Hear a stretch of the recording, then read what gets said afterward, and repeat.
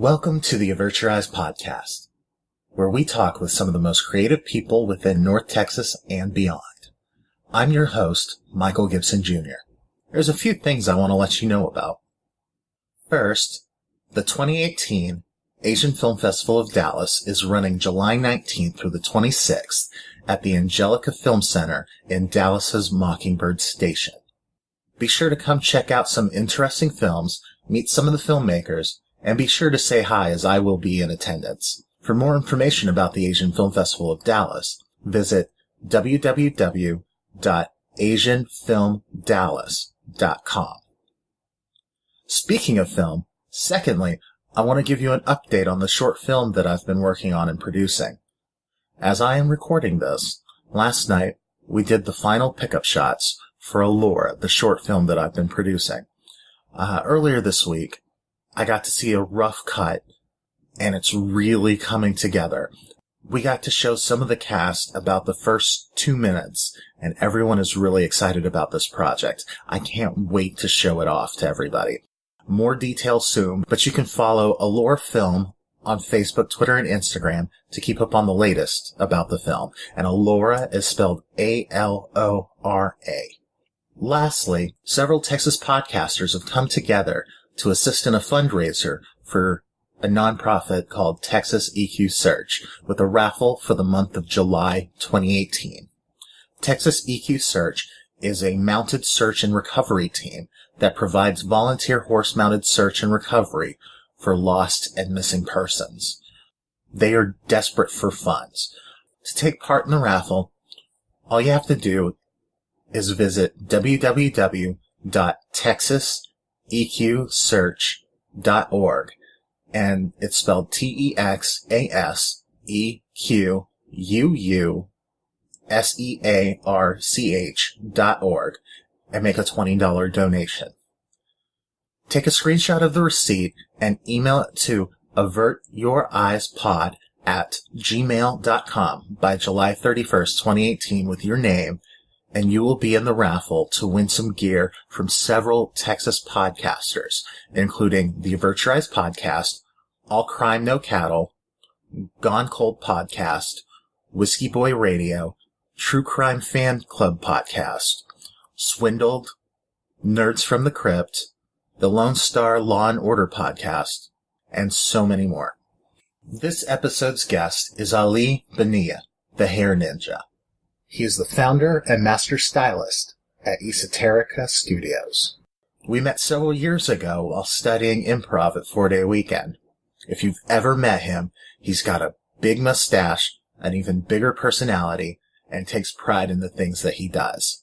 We discuss him growing up in Fort Worth, his start from doing hair in garages to opening his very first salon, and so much more on episode number 29 of the Avert Your Eyes Podcast. Consider yourself warned. I got a Doberman puppy. She's out in the back. She's like, why am I getting kicked out? Oh, she's way too hyper. I had chows growing up. Ooh, yeah. My neighbors had chows growing up. They were some mean son of bitches. Yeah, they're very protective of, their own and their territory. But, oh my God, they were such amazing dogs. And teddy bears. Absolutely. Yes. And my dog died the week to the day before I was supposed to graduate high school. Oh. And so it was it was just that whole, coming of age. I guess I'm supposed to be a man now. Oh, my God. Did you have that dog all grown up? Yeah, we got her before the twins were born. I was about 9, so I want to say had them 7 or something like that. Doing a podcast today about small business owners, such as myself. And I don't have my mustache wax with me, but I have... Who are you? I'm Michael Gibson, host of the Avert Your Eyes Podcast. Woohoo! We're just having coffee and the kitty running around, and we're just doing it right here in the house, so you guys stay tuned. I love how you could just take a picture and then... Doesn't it? Yeah, there it just... Whoa! Awesome! Yeah, it's coming home from Dallas last night. This car blew up on the freeway. Oh, no. And the dude, it happened like 2-3 minutes before I got there. And the dude tried to get in my car and was like, take me to Plano. I was like, no, this is your car. I was like, you can't leave the scene of accident, man. It's like, dude, it's okay. He barely spoke English. I was like, you're not going to go to jail. The police aren't the INS, man. Just chill. Tell him what happened. He was probably drunk. He just was like shook up, man. The car was 20-foot flames, man. I got it all on video. Wow. I was coming home from a video shoot. I had my shit in the car. I was like, oh. You can't get more, much better, what's the term? Live production value. Yes. I hope everybody was okay. Yeah, I think so. I didn't think there was anyone in there. I think it was just him. I ended up, when I was in film school, studied up in Denton. Yeah. And was coming back from a night shoot. Was coming down 35, and I don't remember if I saw the truck flipping or if I just saw that it was just on the side of the road, you know, up on the embankment or whatever, turned sideways. I was like, that's not good. So I pulled over, and you could, I think that's what happened. I came in after the fact, and, you know, I pulled up, got out of my car, and I think it had like just snowed that day or whatever. And it was a guy driving, he had a girl in the passenger seat, and his jaw was broken. Oh. I was like, you know, are you okay? And he was like, you know, he couldn't feel anything, you know, but he was like, yeah, we're all right, and like this, that, whatever. And he was like, I called my buddy, and they're on the way. And I was like, that's the worst that I've ever come across in that time. But I almost hit a suicide that jumped off the bridge on 30 in Bryan Irving. Wow. About 8 years ago. She jumped. I didn't see her jump, but the truck in front of me, like I just seen the truck in front of me hit something, and she rolled out from underneath. I said, and I swerved even without looking because I saw hair. Of course, I'm going to see hair. And I pulled over. I backed up. I blocked her body from any other cars hitting her, and then I was going to drag her to the side, but she was dead. Mm. And then called the cops. I looked up, and I didn't know where I thought she fell out of a car. And I looked up, and there's people up on the bridge. I was like, oh, shit. Mm. She looked like a young teenager, but I think she ended up being like 18 or 19 or something. Mm. She looked like a little girl, man. It was crazy. And in a week, the cops that came, you know, I gave a little statement. The truck that hit her just kept on going. And then I decided to give a little statement. And then a week later, I hit a big-ass dog on University. And I called the cops because animal control went up, you know, just because they had tags and stuff. And they're like, what is your deal with dead bodies? I'm like, no, it's not me, I swear. It's the same cops, dude. You know, after 3, it becomes cereal. Yeah. So, hair is the first thing that you tend to notice about people? Yes. Usually. Where you going? Yeah, sure. Yeah. All right. And where are you originally from? Originally from Fort Worth, Texas. 2 or 3 generations of both sides of my family are from Texas, but we originated from Mexico. And I recently just got a DNA test done. Really? 46% Native American, 36% Iberian Peninsula, which is like Spaniard. Yeah. And then indigenous people from like Central America. They mixed and they made the Mexican race. So I always knew I was from Mexican descent. It's cool to kind of see that. Yeah. And there was like 8-9% other stuff. Middle Eastern 7%, and then a little dash of a little something else. But yeah, everyone thinks I'm white because I have vitiligo, which Michael Jackson had. Okay. So when he started wearing the gloves, it was to cover his spotted white hands, you know, because he was so dark. Right. Being black, having white spots, and then I was Hispanic, being pretty brown with white spots. It wasn't. It still looked kind of weird, you know. Got made fun of, like, oh, Dalmatian or cow or whatever. So I made in fashion the really high socks because I had to wear shorts for gym class, and had spots on my knees, so I always wore the really high socks, kind of like Michael Jackson wore his gloves. So that's kind of how that started. And then around high school, got over it, and then it became more of my personal trait, so people would always remember me. So it became more of a social thing. So at first it was like getting made fun of and being embarrassed, and then finally, like middle of high school, just accepting it, and then just kind of rolling with the friends, making fun of it, making fun of myself, and accepting it, and then going after it. Yeah, it seems like no matter what it is, like kids will always find something to pick on, no matter what somebody's background is potentially.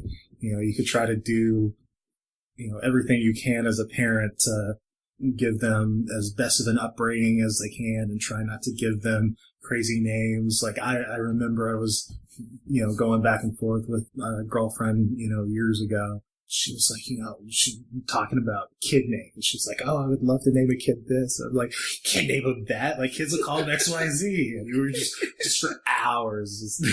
Alphabet soup. Yes. Oh, yeah. So, a native Texan. Native Texan. Born and raised. Where'd you end up going to school? For grade school, I went to St. Andrews. And so I did about 8 years of that after my parents ran out of money to put me and my sister through private school. And then that was like the early 90s, and we were just begging to go to public school because it was just glamorized. Everything on TV was like lowriders and gangs and colors and all the rap music and everything. So we just wanted to get out because, we went to basically an all-white school. We were Hispanic, so we kind of wanted to hang with our peeps, or more to say, people we grew up in the neighborhood and stuff. So started at Southwest High School, did that. Graduated from there, and private school really prepared me for public school, being years ahead in everything. So it was a breeze for me. So I got to skip class and walk in, figure out how they graded, and it was based on test or based on attendance, and I knew what to get done. And then they figured it out, put me in all honors classes, which I hated because none of my friends were in there. But in the long run, it was good. And then from there, I went to TCC for 2 years. And then one day I was frustrated. I think I was failing trig class. I was going to school for, I love math. So I was taking all the maths and calculus and trig and geometry and algebra. Did everything I could because I was taking a computer-aided design. And I was doing a internship at Bell Helicopter. And at the time, I worked under the V-22 wing design. And the error in time I was there is when it was crashing left and right. So I don't think there's any coincidence, I like to think. But I didn't have that much of an important job there. But that was fun. And it was 9 to 5, getting up every day, suit and tie. And there's all these old white guys. Every week, someone retiring a millionaire. I was like, well, that's kind of cool, but just looks kind of boring. And then I was in school. I think I was late to class, failing class, and phone's blown up. And I think I had double booked myself between class and haircuts. And I was like, screw this. I just stopped going to school. I think I dropped the class and went home and made money, started cutting hair. And I started in middle school. Cutting hair. And a neighbor kid came over, and it was picture day, and his mom was in Mexico, and he's like, cut my hair. My mom's out of town. She normally does it. Okay. I didn't care if I messed it up. Wasn't too fond of the guy. Like, I just didn't care. Like, I didn't think he would care either. Cut his hair, had fun. I always see my grandma cut hair, my mom cut hair. My grandma was she was a cosmetologist. She's retired now. So it just looked easy to me. And like I said, I like geometry and shapes and stuff. And I was always mowing yards. So that was my first business. So I was cutting bushes and doing shapes and geometry and fading the lawn and, learning the hard way. Like, you cut it too low, you're going to bald it and burn the grass. And very difficult client. So I learned how to fade and blend and geometry on bushes and grass. So when I did it, I'd seen it done. I knew the motions, how to do it. I mimicked what I knew, and then I used what I knew from landscaping, did a fantastic job. And I was really proud of myself. And he came back a week or two later with his buddies, and we did it again. So that was 8th grade. So a whole summer of doing that and cutting yards, I figured I could make some money off this. So in high school, I started charging $5. By the end of high school, I was charging $15, and I was doing women's hair too and color. So fast forward to second year of college, I was doing 30 to 50 clients a week, mobile haircuts, kitchen cuts, yard cuts, garage cuts. My parents were always finding hair in the yard, the garage, the bathroom, the kitchen, always complaining. So, and I was making, several $100s a week. No Uncle Sam, nothing like that. It was exciting. I was good at it. And I knew I had something because I was fixing haircuts from licensed cosmetologists, and I had no license. Right. So at this point, I'd been doing it for 7 years. And frustrated, failing the class, went home, cut hair, and I said, you know what, why don't I just do hair? And I think I went by the mall, and I was looking at Tony and Guy at Hewlett Mall, and they were right in front of the fountains at the time. Everyone would go chill at the fountains. And I recognized a guy.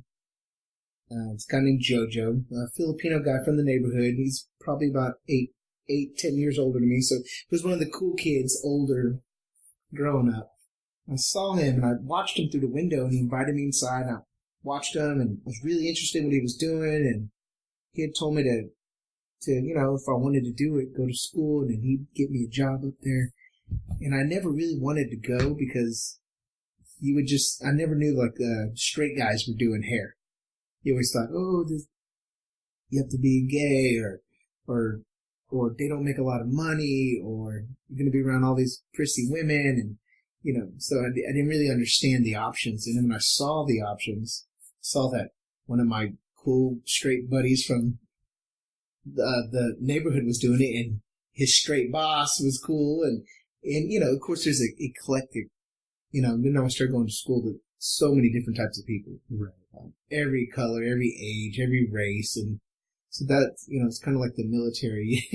If you haven't been around any other people, you will learn to tolerate and accept and become friends with and learn all different viewpoints and whatnot. So that's what hair school was for me, which is great. Loved it.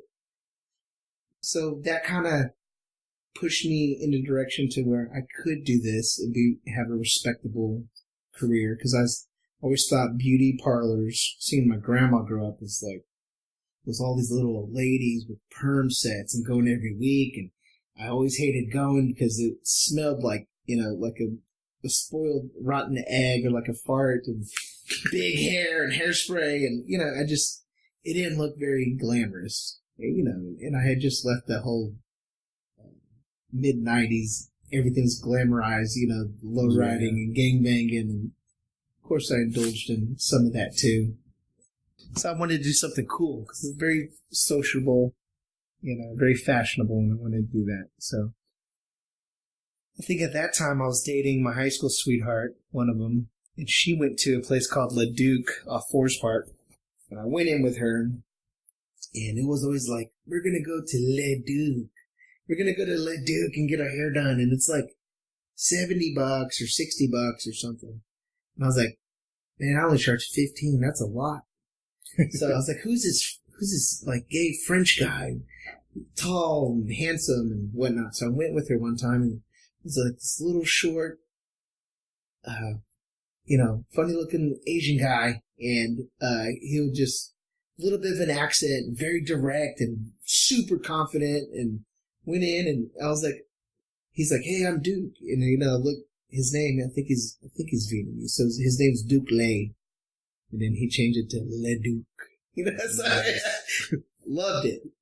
And went in, and he was quite the businessman. He was also young and single and straight and fun. And my girlfriend and her sister, everyone's melting over him, and like, oh, he's so talented and so good, and he makes me feel great.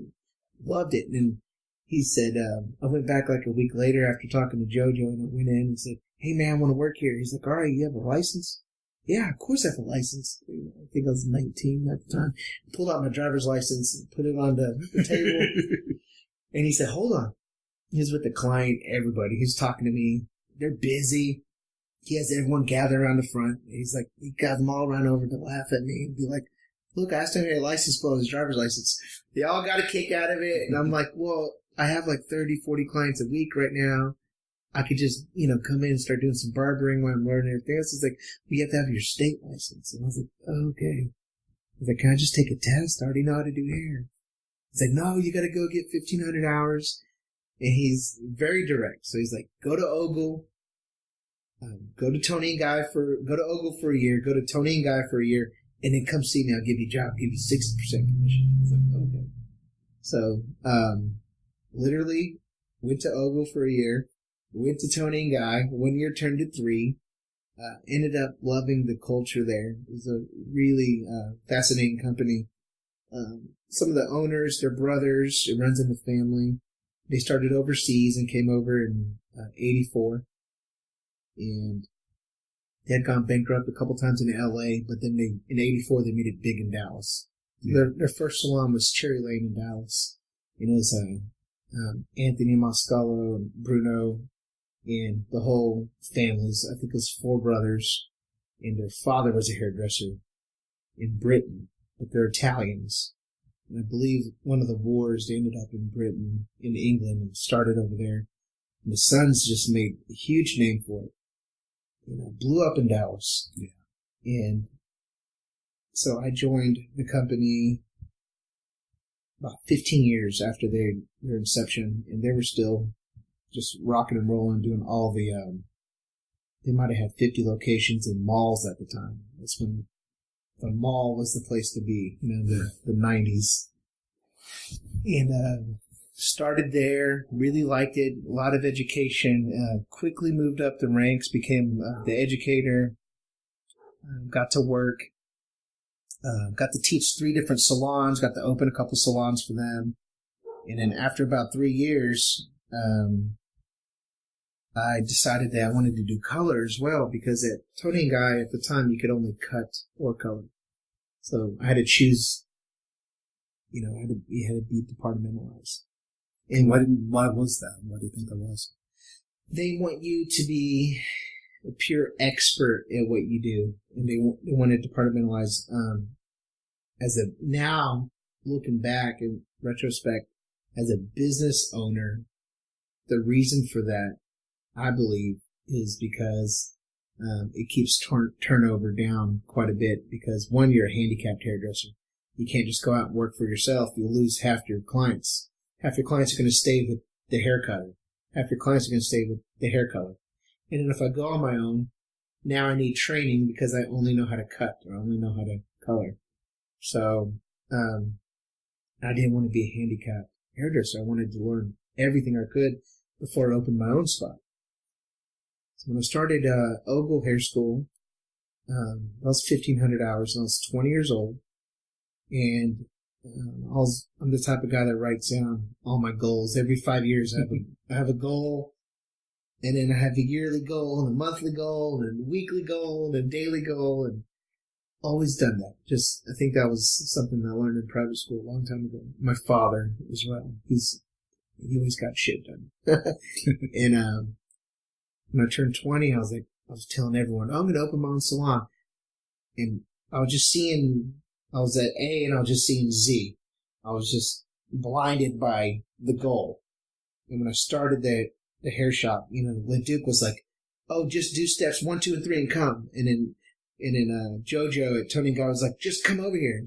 So I was just ready to be glamorous already and make the money and be cool and fashionable and be really good at my craft.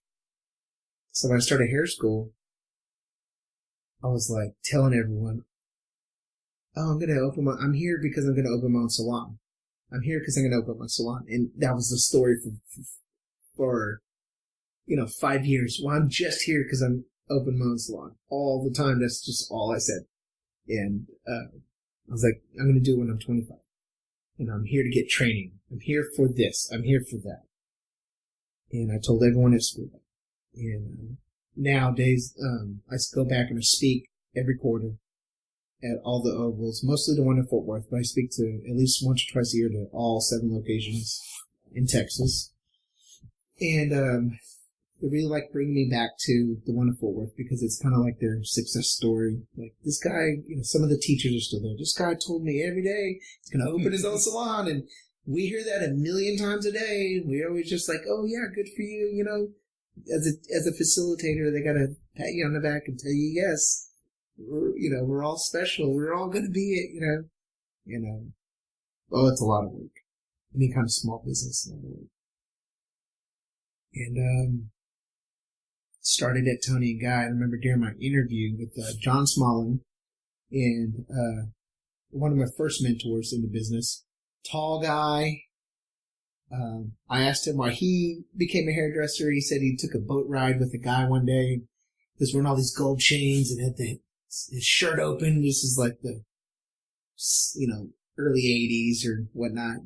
Had all the hair and had the boat and the girls. And he's like, man, this guy's cool. And he asked him what he did for a living. He's like, I'm a hairdresser.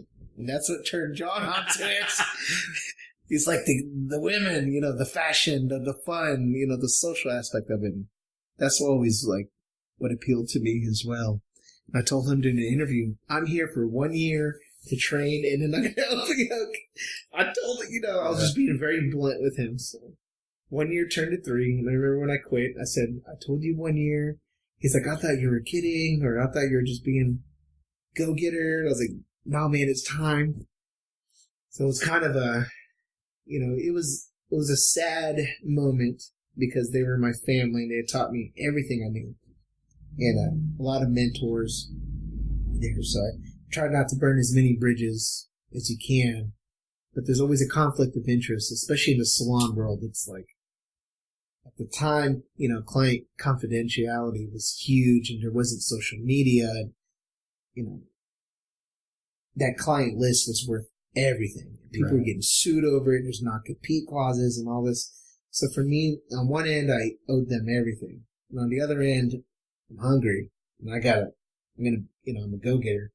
So I did everything I could to keep my clients. Because when you walk from a place like Tony and Guy, you leave with nothing. Right. You leave handicapped. You live in, you have no access to your clients. You never book them. You never talk to them. You never ring them up. It's all, there's a person that does everything.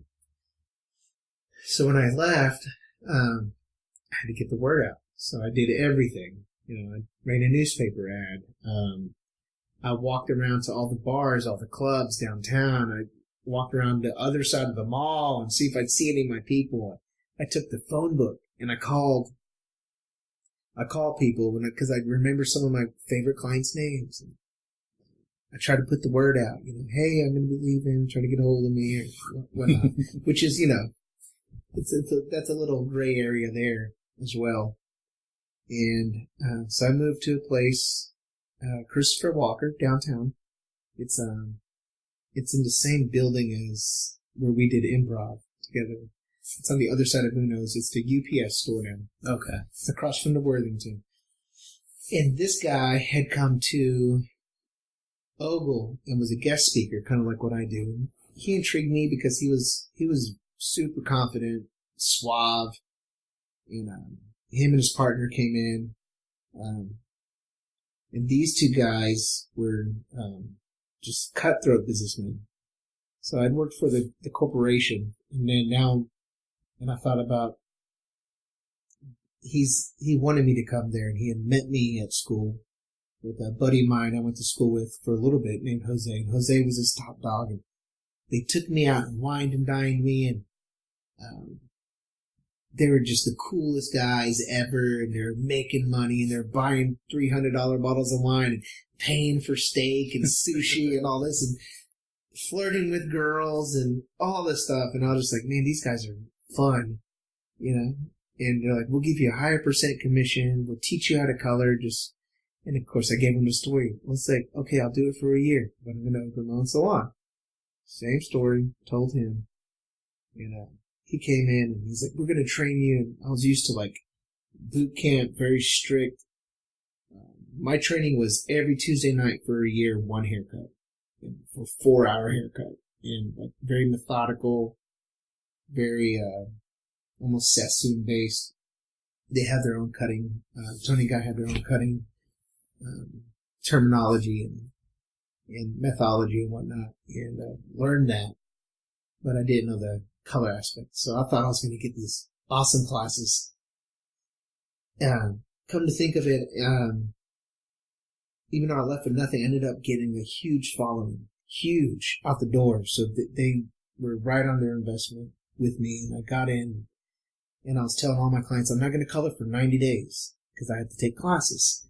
So it's my first day at Christopher Walker, and he's like a Jedi mind master when it comes to finding out what moves people. He can get in your head. He has like this special trick of just like, whether it's clients or stylists or whatever, he can get in there and motivate you. Right. So, I mean, I really kudos to that guy because he's a good, he also worked with Tony Guy. So he's a good stylist, but an even better motivator.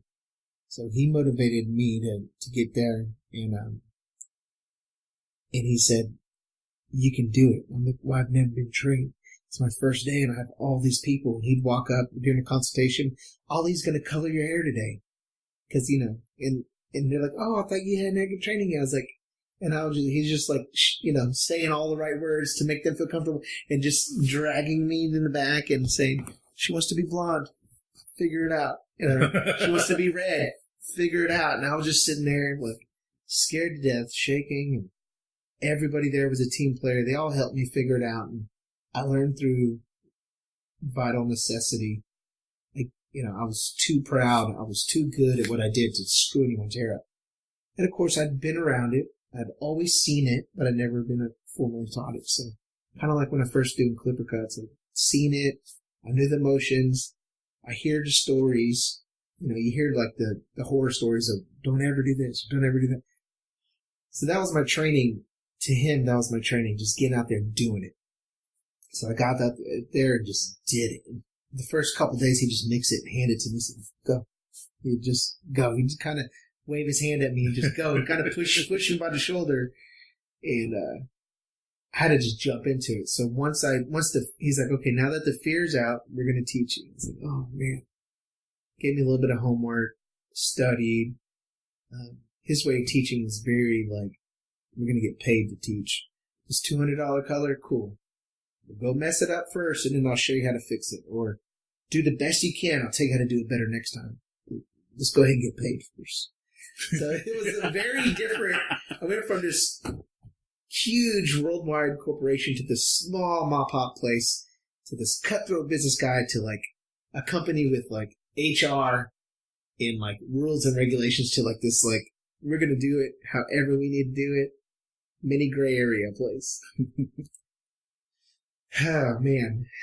But we kicked butt at that salon. It was everyone that was working with me at that salon now went off to open their own salon. Wow. I mean, it was a mecca of his motivation and all the young stylists and just the passion and drive of that team. That team was just like, we'd get there at 9, 10 in the morning. We'd get off at 8, 9 at night. We would party till 4 or 5 in the morning. And we would do road trips and we'd party together. We were just the cool kids, the cool bunch. We ran downtown Fort Worth. I lived there at the time. Everyone knew us. We didn't wait in line. We didn't pay for anything. We were the coolest kids. And we had all the models and all the girlfriends and all the just whatever we wanted. We threw the coolest parties. It was open bar. We had all the DJs and we threw fashion shows and all that. So it was a fun era and a lot of fun, but it came to a crashing halt. One day, we moved to the South Side and it was right coming up on that year where I was already going to move. And at that time I was ready to open my own salon. And it was a horrible timing because I was a few months shy from wanting to open. And then we were moving to the South Side, which is like Southside, Maine, which is a revitalized area in Fort Worth now. That area is doing well now. But at the time, I just didn't want to be there. My clients didn't want to be there. And I think the guys were having some financial problems. And it was not a good ending. And it was very cutthroat. It was like, they wanted more time with me. But when I decided to leave, I marketed people from years ago from my old salon that weren't there anymore or even still there. And they had heard the story. Everyone I went this for the past 5 years, everyone heard the story. Open up my own. So I went back 5 years. Anyone I went to school with, worked at Tony and Guy with, I marketed everyone that was a potential employee, new team members, offered them a job, and said, it's time. And they all said, yes, we're coming with you. I had like 12 people say, yes, we're coming with you. When it came down to it, none of those people came, and everyone at Christopher Walker's salon decided to come with me.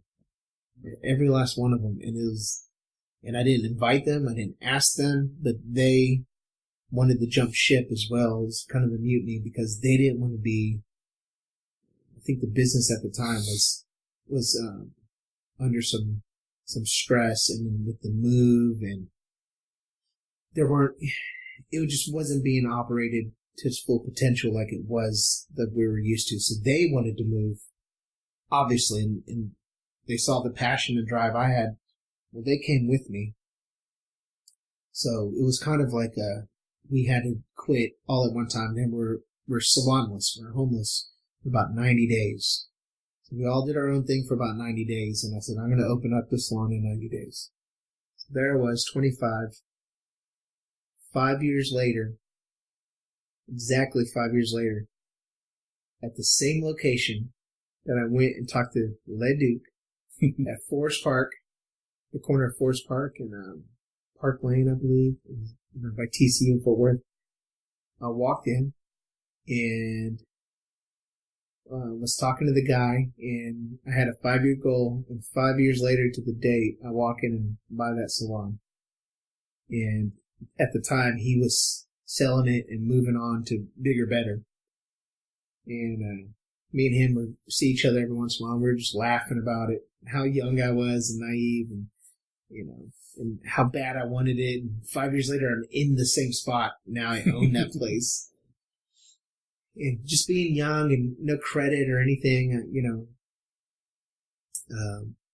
people would always ask when I was starting the business, signing commercial leases for, 5 years. I was putting thousands of dollars down. I was ordering furniture. I was learning how to do websites and HR books and, finding out that there's not just taxes, there's property taxes, county taxes, city and state and federal, and there's these rules and those rules, and then there's fire department, and there's alarm permits, and then there's lawsuits, and then there's insurance, and then there's umbrella insurance, and there's TDLR and TCC and like all these. It was quite the adventure learning how to be a business owner. And a lot of people think, oh, you pay the lights and the phone and rent the place, you make all this money, But I learned the fast and hard way. That's not it at all. There's waste, and there's usually about 8 taxes you don't know about, and then there's turnover, and there's all kinds of fun stuff. So learn that the hard way. And so the crew from Christopher Walker went with me. Most of them hired some new people from Tony and Guy, and just some new people in general. And just kicked butt there for about 3 years. And we threw the sickest parties. And we had something called insomnia hairdressing. So we'd start doing hair. It was once a month. We would do hair till midnight. And then at midnight, from 12 to 6, we'd have a $20 cover, open bar.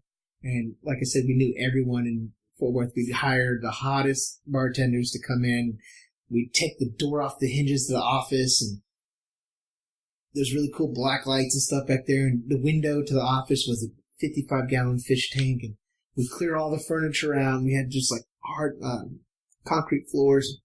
We had all these we had an internet lounge in there. It was before everyone had like internet on their computer. Right. You'd have to sit down. It was, not everyone was streaming.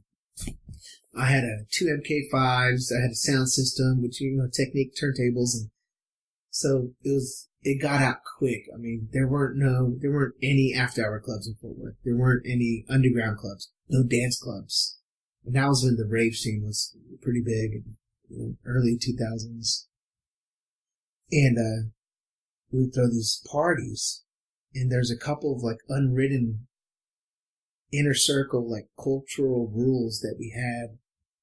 And we'd get all these volunteers from like the Ogle School and all these people that wanted to assist us and all that.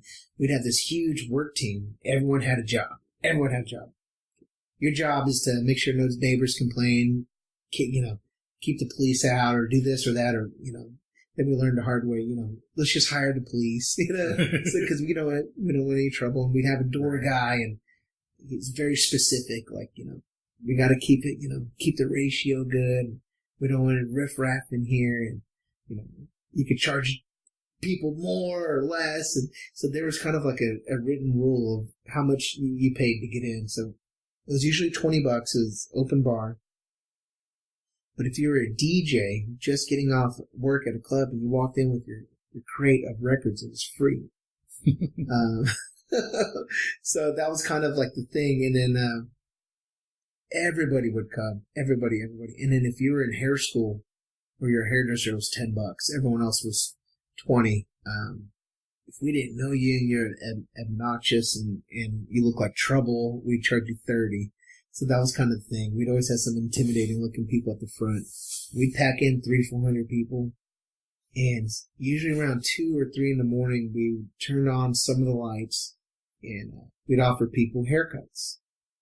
And we'd ask some of the drunk, hot girls, you want a free haircut? And we'd get 3 of them to say yes. And the rule was, it's free. It's what we want to do. And we would just go to town on these girls' hair and do these crazy haircuts and shaves and double bangs and spiky hair and long and fashion mullets and shave people's heads and just whatever we wanted to do.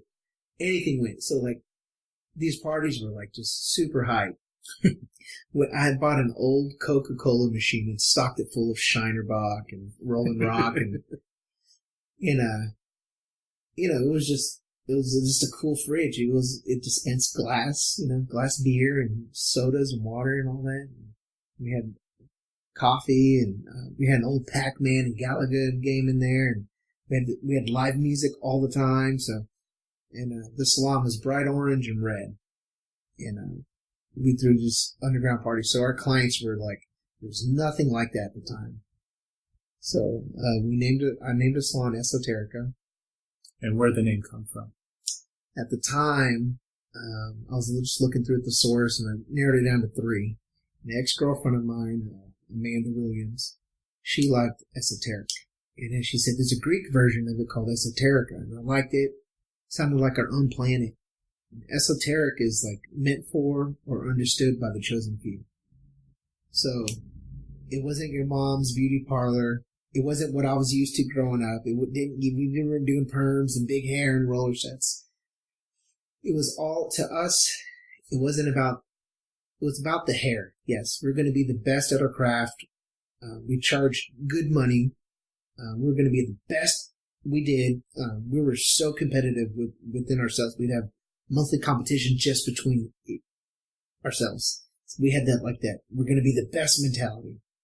But it wasn't just being the best at hair. It was the fashion, the music, the art. We had all the local artists decorate our walls for free. We had all the local DJs.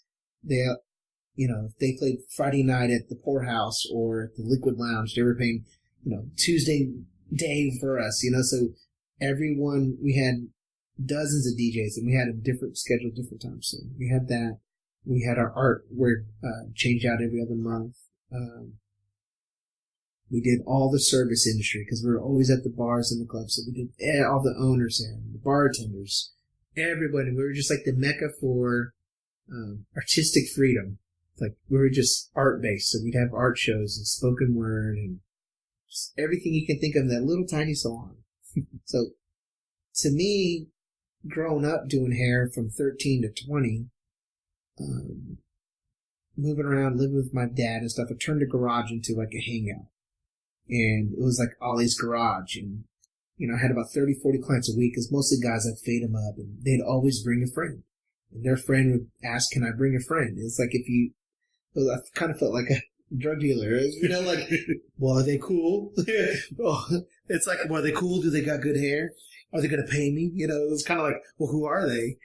So usually they'd come and hang out, and then I figured they were cool, and I'd cut their hair. It was kind of like a rite of passage thing. People would be hanging out all day, and I had like the Maxim magazines out and the HBO on, MTV, and the fridge stocked with beer and sodas, and it was just a social hangout. So I knew when I opened Esoterica that the place would have to be a social hangout. It'd have to be a mecca for just like the thing to do, not just get your hair done, come hang out. So we made an internet lounge. We had video games. We had the DJ. We were just fun. We had free beer and wine. And we had parties and mixers. And we'd let clients, from different organizations, whether it was like PTA or yoga moms or whatever, we'd let them use our salon for whatever they wanted to do. It was just kind of like, we were just 24/7 something that's going on there. I was like, how do I and that's what I was used to. I'd never been to a salon before getting my license. I'd seen my grandma do hair at her house. I'd watched JoJo through the window, so I didn't know in my right mind what a salon was supposed to, what the culture was, what it was supposed to look like, what it was supposed to smell like. I never stepped foot into one. I always got free haircuts. Up until I was 13, my mom and my grandma cut my hair in the bathroom, or my grandma had a little salon in her house too. So I think not being tainted from that, I wasn't stuck in the box, kind of like college kids go and, they got a master's degree or PhD and they're so in the box. Like, these are the rules. You have to apply online. You can't do this. You have to do that. You have to do this. You have to do that. Since I was never in the box, my mind was just, anything's possible. I'm going to have a salon. There's going to be a bar in it. There's going to be a dance floor. There's going to be a stage with lights for live bands, but during the day it's education. There's going to be a DJ. There's going to be art. There's going to be, whatever. There's going to be a fish tank in there, I think if I had gone through the proper channels, it would have never been what it was. Esoterica would have never been as inner circle or as individual as it was, because I didn't know better. When I made the little garage at home, I just wanted to make it as cool as possible. And I brought those aspects to that. And, so that's what it was going to be. It was always going to be that in my head. And I did work at the corporate salon, and I did work at the not corporate salon. So I just kind of took a little bit of my experience, and then what I've always envisioned it, and then it was kind of like born and bred this whole, for 15 years before, as a young kid, all the way to from 13 to 25, it was just all my experiences together just kind of made Esoterica. And then, had a kick-ass team. Everyone that worked at the original Esoterica went off to open their own salon. Every single one. Some people in California, had a guy named Anthony. He opened a cut salon. I think they went ahead and closed. They're out of business now. He had a good run. Jose Perales he partnered up with a few people and did Sheer Steel Salon. He had a good run too, and they're closed now. A girl named Norma that went back to California. She works for herself. I think she does the small salon. A few more people. Panther City Salon. I had a mutiny too, so I had a 12-person walkout with that one too. So they opened up off Magnolia. So what was that like to, be a part of the mutiny? It was like I was part, and then now I got to see the other side of it. It's tough. By the time that mutiny happened to me, that was probably about once a year, every other year. it happens. I'm on my 5th salon. It's just the nature of the game, the beast. It's you're dealing with artists that see the green grass, that kind of like myself. I just saw A to Z. I saw the end of the tunnel. And a lot of artists are not business minded or goal orientated. They're just free and they want to produce and they want to see results. So a lot of them will jump quick before building or learning what they need to learn. And it was tough. That one was a friend, and I mentored her, and she was going to open a franchise with us, and taught her everything I knew about how to open the salon.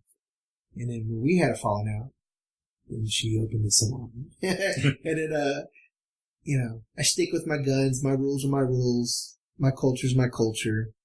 And I wasn't there to be anyone's friend. I'm there to be your mentor, your boss, and provide an artistic freedom for you to do hair and grow and make 6 figures. So it's really easy for people to not see the business and get emotionally involved in it. And she was friends with the staff more so. So that was a no-brainer. They're gonna follow her. They can do the friend thing. A lot of artists, a lot of people do that, which is good. A lot of them they went off and they did a lease station salon, which is different than a commission salon. So there's more profits in there if you're trained. A lot of people can do lease station if you've been doing in the game for at least 5 years and you're self-motivated. You have the clients and you continue to get the education. So their business model, the way they designed it, they came from hardcore training. They did all my boot camp trainings. Like a year of training with me is like 5 years in the real world. So I work for Sebastian. I'm on the national design team for Sebastian, and which also is owned by Wella, and they also own Nioxin too. So a lot of people, to become an artist on the team, you have to be doing hair for at least 5 years. And I got all those people. I've gotten probably about 12 people a job, and they bypassed the 5 year because they had at least a year with me, and they know the rigorous training that I do. Everything I learned from Tony and Guy to Christopher Walker to Rusk and Vidal Sassoon and Wella and Sebastian and all the stuff I've learned myself. I've produced and starred in, directed over 155 videos of training how to do hair. Yeah. So they get a lot of training. So they actually, when they moved, even they are independent stylists, they got the training, and then they still run like a team atmosphere, so they still get the continued ed, and they got like the team vibe, which is rare in a lease station salon. Usually like in the little nook, like a little 10 by 10 room. So the way they designed it, they're still the team, but they're still all independent. So it's kind of like the best of both worlds. But they're all doing good. I still see them on social media. They're doing good. So they're able to get their education, stay profitable, which is great. There's so many hairs to cut. I can't cut all of them. It'll happen again and again and again. So just as a business owner, I have to figure out what's going to keep people around through education and benefits and structure. I've learned over the last 20 years of how to do it. There's the hard way, and then I learn something new each time. How to keep people motivated and to keep them around, and to partner up with them and bring out the best in their skills. So I opened Forest Park, and 2 years later I opened one in South Lake Grapevine, and 3 years later opened up West 7th, where Texas Republic is now, and that was our flagship salon. That one has 4,000 square feet, 25 stations, 26-foot bar. We're a flagship for Sebastian. That one was all the years of club promoting and the fashion and the parties and all that, all into one. So during the day we were a salon, and at night we were a club. And we did comedy night and movie night, and we had projectors. We were set up to do live bands, and we had the PA system, and then it was a dual purpose because during the day we used it for education. So we had a little stage and the lights. So during the day we'd have the fashion, and the models. At night we'd have live entertainment. And we were there for almost 8 years. And after that, while we were there, I opened up Dallas Bishop Arts. And loved that salon. It's right next to Lockhart Barbecue. And then when the lease was up, I sold the bar in West 7th. It's Texas Republic now. And then moved the salon to Camp Bowie. So now we have a salon off Camp Bowie in Fort Worth, and we have one in Dallas and Bishop Arts. And then, so I'm out of the club game. Out of the real estate game for now. I'm sorry I missed it. The real estate game? The club. Oh, the club, yeah. It was great.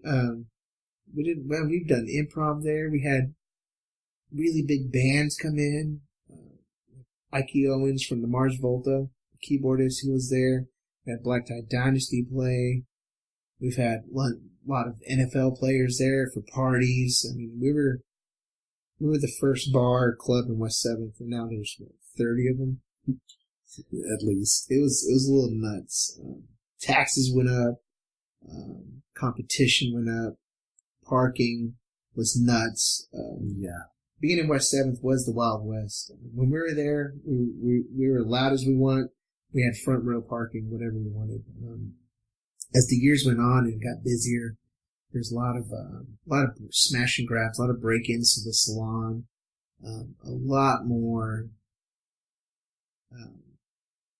intoxicated people, a lot more fights, and then when the rent doubled and the taxes went up and the competition went up, and I'd have to do a $250,000 remodel if I wanted to compete with any of those. So that's the reason I chose to sell the bar and move the salon.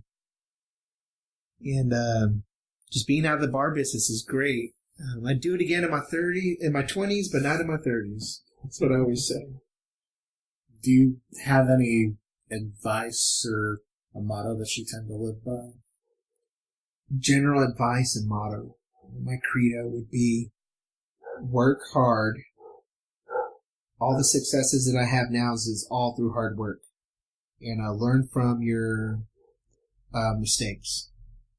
Because they can't teach you business in college. They teach you general knowledge of economics and everything you need to know, so when you hire someone, they know what they're talking about. And hard work, don't give up, learn from your mistakes. If you can do it on paper, do it on paper before you do it with real money. I used to do a little bit of day trading, and I would always play paper before I traded real money. And the year before I opened my salon, I did it all on paper. So I went in as a college.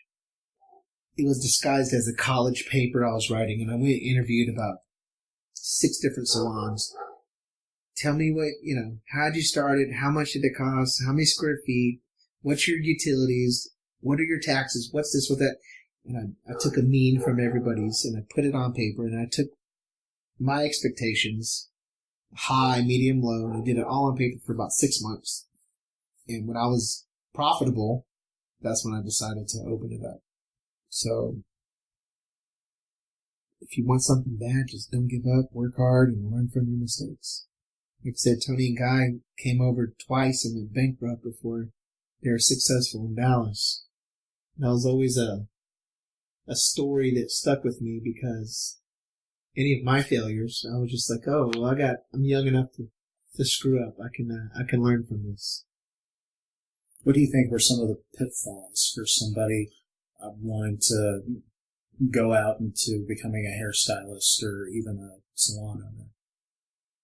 The hardest part about going to cosmetology school in Texas would be the 10 months of full-time that you have to put in at school. It's about $20,000, and you go full-time. So it's basically Tuesday through Saturday, 5 8-hour days, about 40 hours a week. You don't get paid for it.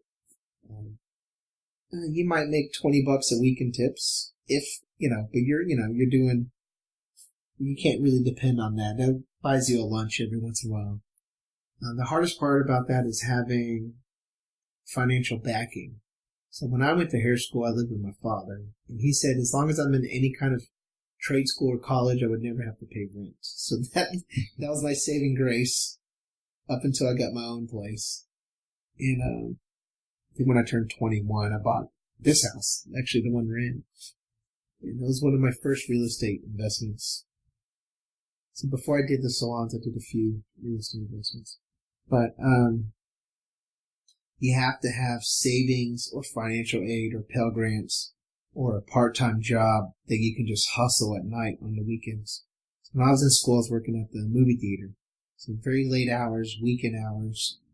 So I was doing 16, 18-hour days and put myself through school. I borrowed what I could borrow, low interest rate from the government. I got any kind of grants I could. I sold my lowriders from. I had a show car and a street car that were my love and my passion. I sold those. I cried. Got enough cash.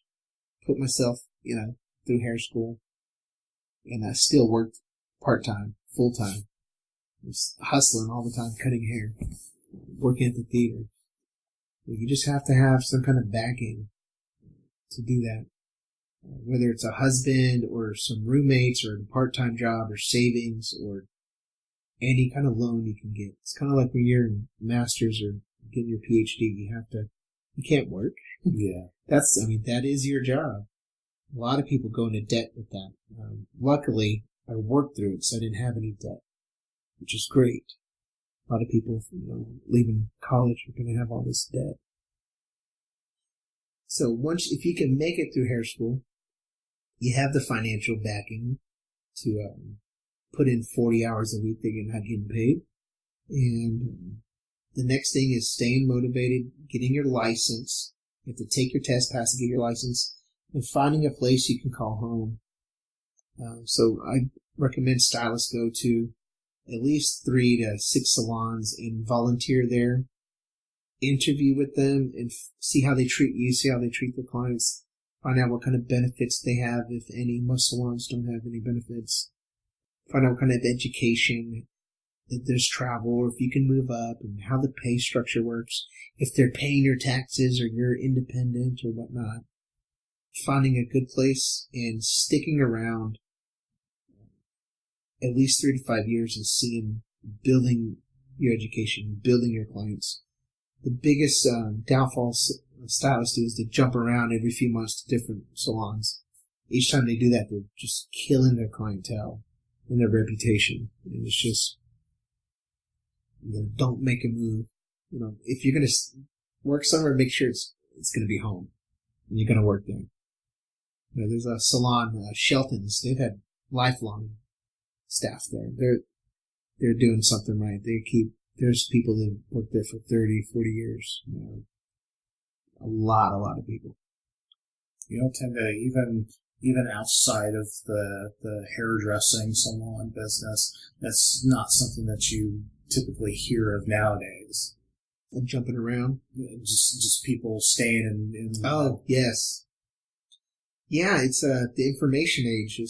Everything is, if you're hungry enough, you can get it. You can find, you want to change a part on a car or change your furnace out in your house, you can just YouTube it. If you got the tools, do it. Yeah. And I think people are taking that mentality too and applying it to the work. Like, well, I'm going to be my own boss. I'm going to do this, I'm going to do that. There's certain stuff you can't skip out on. There's certain repertoire you have to build and experience and name you have to get before you jump off and do that.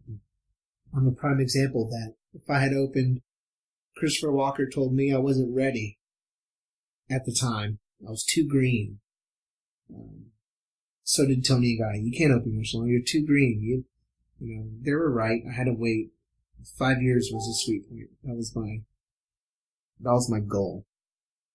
Once you get the job that you like, the pitfall, once you're a stylist, is staying educated, staying on the trends, staying in constant contact with your clientele. when I started doing hair, it was a handshake and a business card. If I wanted someone, it was word of mouth only, and I had to go out and shake hands and find people, pull them in a salon. And now it's just like you can have a website, social media, and Snapchat, and geotags, and it's so easy. The information's there, but the information's there for all the hairdressers, all your competition. So what's going to set you apart? So once you have the place you're going to call home, you have your clients, you have to keep them happy, you have to be consistent, you have to stay on top of your training game, you have to give them value, especially if you're charging a lot. You have to make sure they don't get bored. Number one reason new people sit in my chair, my last hairdresser just never did anything fun, or she never listened, and sometimes it's good haircut, sometimes it's not. It's not always the same blonde, so being consistent. And then you can do all that, and then yourself can get bored.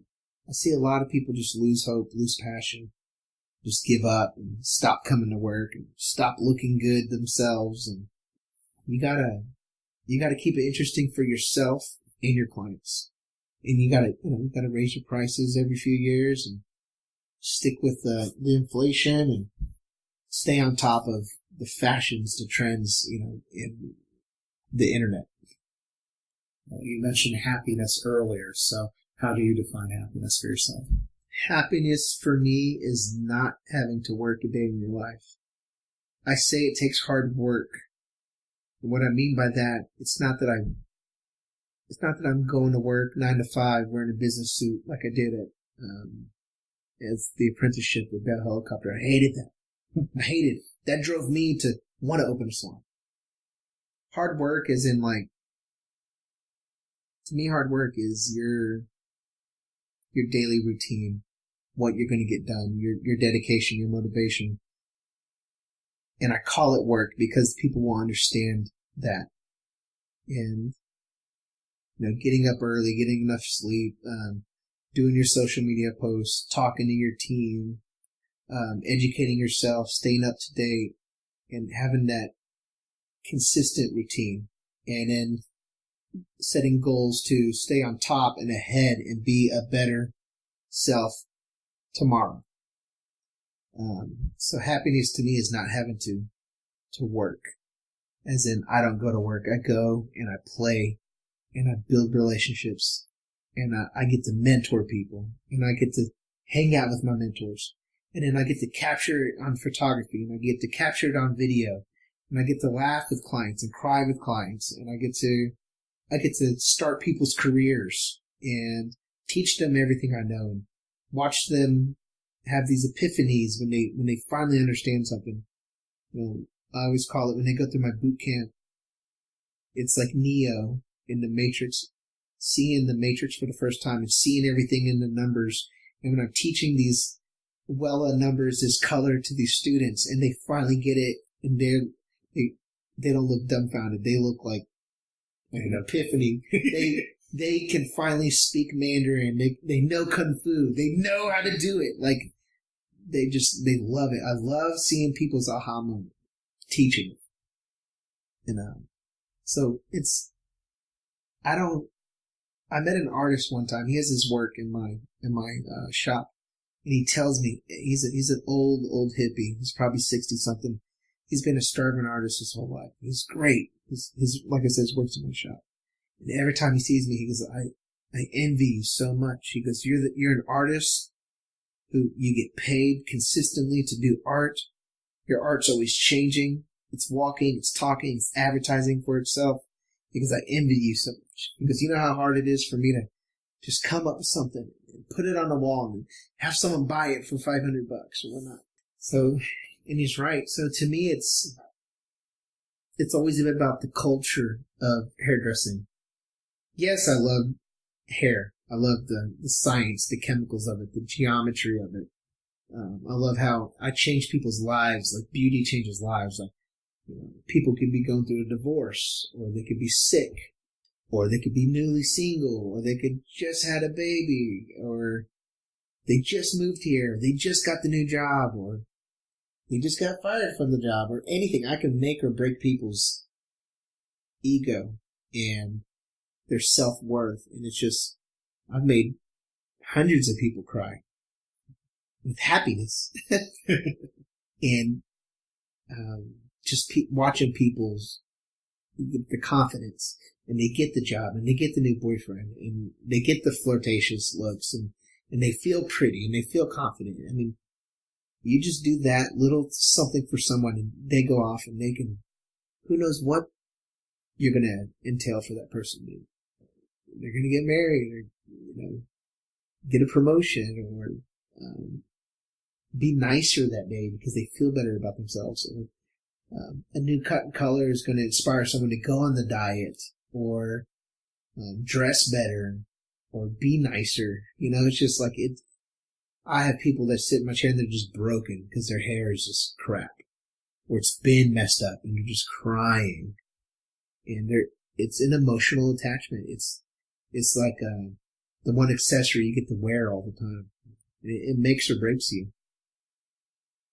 How do you define success? Success to me, well, I'm a businessman at heart, so success to me is yes, being financially stable. So there's a couple of success. One is, yes, money. And you don't have to be wealthy or rich, but you're able to do the things you want to do and not worry about it. You want to buy something, you buy it. You have a dream or a goal, you can do it. If you want to take a vacation, you can do it. If you need new $1,000 shears, you can buy them. If you need new shoes for the salon, you can buy them. If the salon needs $10,000 in color, you can buy it because you're successful. So yes, there's that thing. Of course, making killer money is great too. But for me, it's just being comfortable. It's not about being wealthy or rich. But success to me is also, I can sleep like a baby at night because the salon's professional. We do good by people.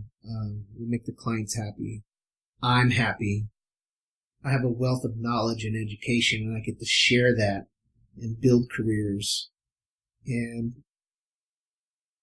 also, like, if I don't want to work one day, I don't have to. If I want to take a week off, I can. If I want to paint my salon red or orange, I can. If I want to move to a different city, I can. I can work anywhere in the world and have a job because everyone has hair to cut. So to me, I've built success in my hands, in my mind, my soul, my body. I can be happy anywhere in the world, any city, and build a clientele anywhere in the world because I've given myself those tools through education and experience, and then I'm just a people person. So I want to meet people. I want to make people happy.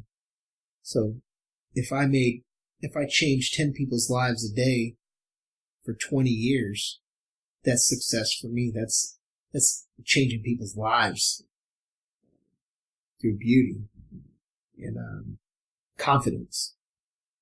And that's just huge for me. When they're happy, I'm happy. And, I could have, as a small business owner, sometimes you're making $100,000. Sometimes you're making minimum wage and all your utilities are about to get shut off. Yeah. I mean, you don't know how sometimes the market, you don't know if you just had a walkout or a mutiny or, it's just a slow time of the year or whatnot. You have to do it. So for me to be able to sleep at night, when I first became a salon owner, I would just be up all night just worrying about it. I finally just stopped worrying about it because I'm always going to find a way because I want it. And just being happy, success for me is happy too. So I'm happy. I'm not going to worry about it. I'm just going to find a solution to it.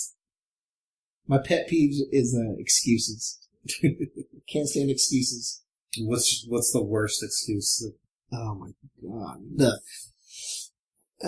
My biggest pet peeve just as a person, I'm the most motivated, hardworking, like successful, just like I don't work. I've never worked a day in my life. I'll be physically exhausted and I'm like, man, I didn't work today. I had a bunch of fun with some friends. I got paid for it. Or man, my feet sure do hurt, but I got to fly to New York and do Christian Siriano's like fashion week. Run 40 models and then at the end of it end up in an emergency room because I was like low on B12, like just like work myself to exhaustion, but restate that question one more time. It was, now I freaking forgot. Like, what was your worst, the worst excuse. Being the motivated person I am, when people give me excuses in any form at all, it just drives me nuts. And I've been in charge of people from management for about almost 20 years now, and a salon owner. And every single time someone gives me an excuse, I immediately mouth off, just immediately, 3 solutions. It's just how I'm built. And I think in my head, if I'm going to get something done, I have plans A, B, and C. Just already. Well, man, I've been oversleeping lately. Let me set 2 alarms. Or, man, I've been arriving to work lately. It looks bad on, my staff. Maybe then I'll go change all the clocks in my house. Like whatever I got to do to get it.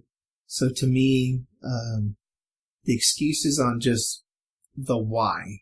And I've heard, as a business owner, I've heard everything from a ride to the kids to being sick. And then on the other hand, I see people that will do anything and they don't even tell me. Like, I had an assistant one time and he was working for me for free for months and he was living out of his car and I didn't even know. And he never complained or anything. And then I've had people, car breakdown. I never knew. How you been getting to work for a few months? Uber.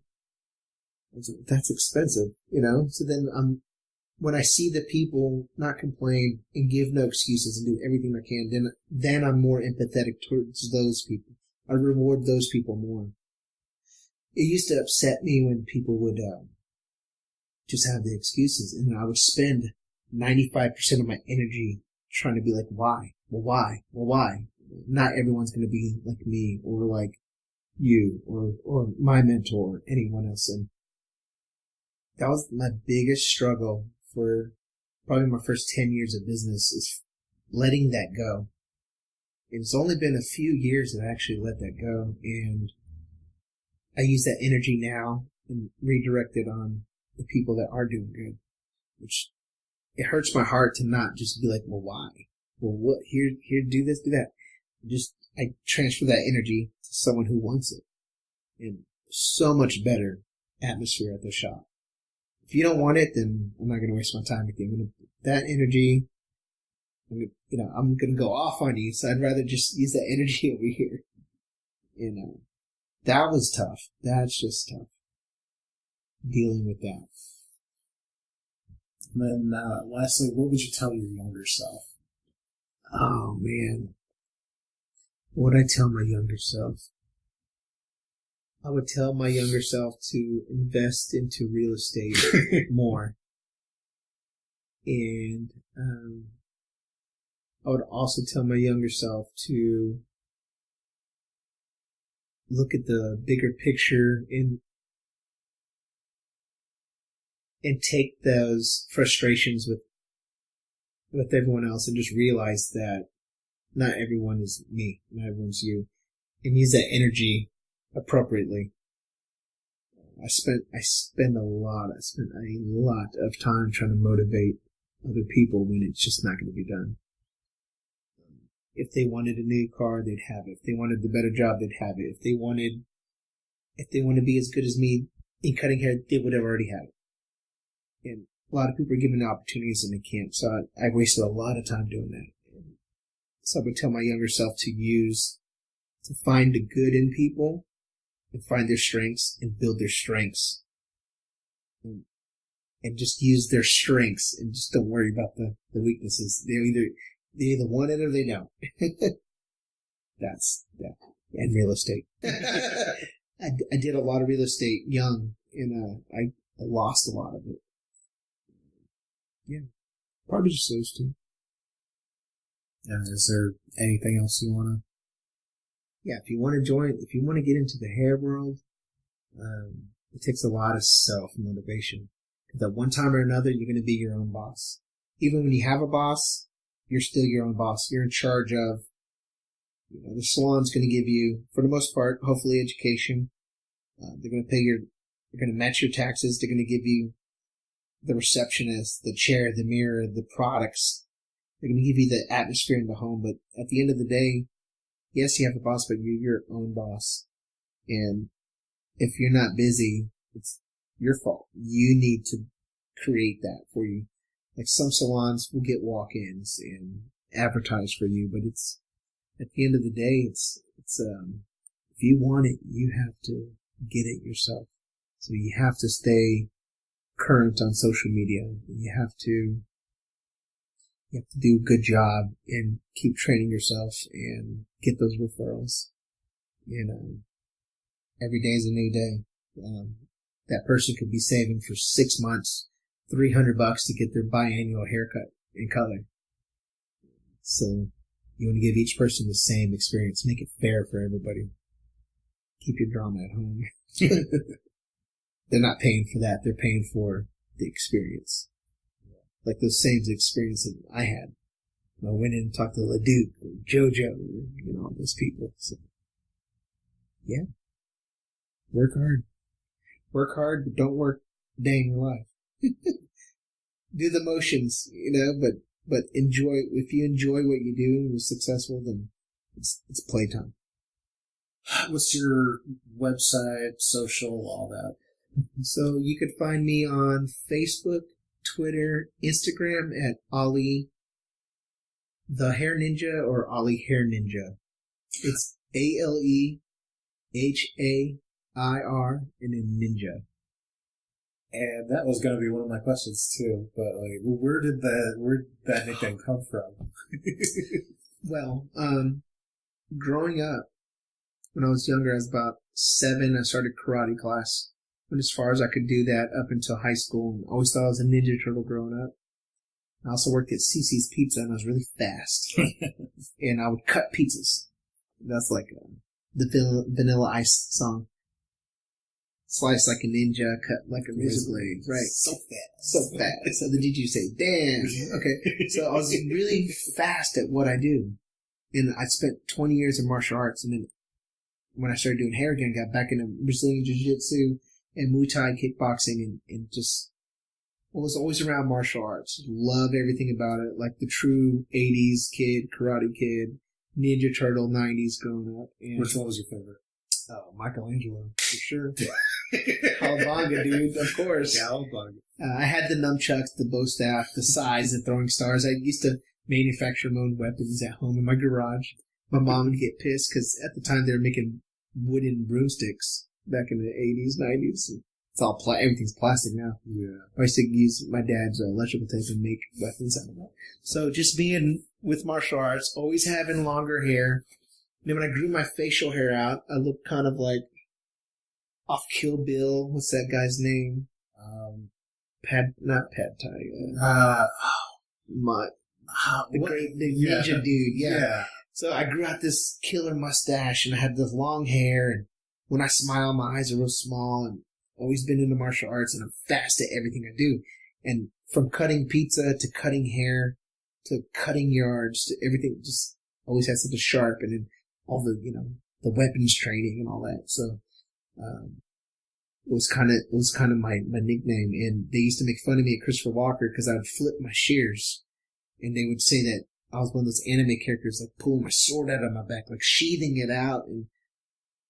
And I met some guy, named Jason out of Denver, Colorado. He had a business card and it said, Hair Ninja on it. I was like, man, I love that.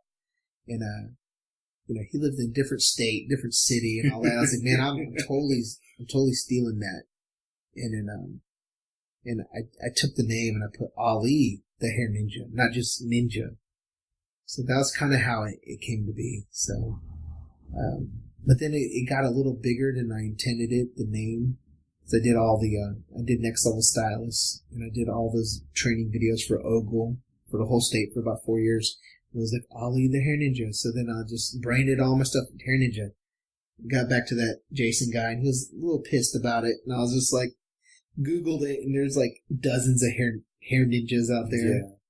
And I was like, well, if you're going to be butthurt about it, trademark it, copyright that, call it a day. If not, shut up, But it was, that's where I got the idea. And it just, when I saw it, I was like, it just resonated with me in every aspect of my life, like being a hair ninja. Even my Facebook picture now, I look like that guy off Kill Bill. So people can't see because we're on audio only, but my cat has been sitting behind you. I know. I playing with noticed your that. new dreads. I noticed that. Like part of the way through, I was like. And at the end, I'd usually shake your hand, but we're gonna have to do a high five so people can envision. They can hear it. Okay. Envision it. Yeah. Pai Mei. That's yes. So Instagram, Facebook, Twitter, Ali the Hair Ninja, ALE, and then Hair Ninja. And then our website is Esoterica Studios USA.com. We have a location off Kent Bowie by Mama's Pizza in Fort Worth, and we have a location in the Bishop Arts District in Dallas, and we're right next to Lockhart Barbecue. You can also go to my website and click Next Level Stylist, and there's 155 HD how-to videos of basic and advanced haircut and coloring. Also do photography and video for hire, anywhere from features, short films, music videos. Do a lot of stuff for people's Instagram, headshots, all that stuff. So nice. The hair brought me into the video and film world and photography world because it was just kind of hand in hand because I wanted to show off the how-tos and the models and the hair and stuff. So love doing that too. No high five. High five. Thank you very much for sitting down with me. Yes, of course. That's the podcast. Thank you again to Ali for sharing his insight with us. And don't forget to follow him on social. Keep up with the Avert Your Eyes podcast or check out past episodes by visiting our website, avertyoureyeспod.com. There you will find everything you need to subscribe to the podcast with links to Apple Podcasts, Stitcher, Twitter, Facebook, available podcast merch, including the very stylish Avert Your Eyes Ladies Tee, and so much more. And don't forget to leave a comment or review, like this one I received from Blue02's. Quote, I found this podcast to be very interesting. The host is a natural at interviewing, and it is shown with the engagement of his guests. I like the episode with Vanessa Posner and her story about what she overcame. Thanks for the great show. Well, thank you so much for listening. I'm Michael Gibson Jr., and until next time on the Avert Your Eyes podcast, consider yourself warned.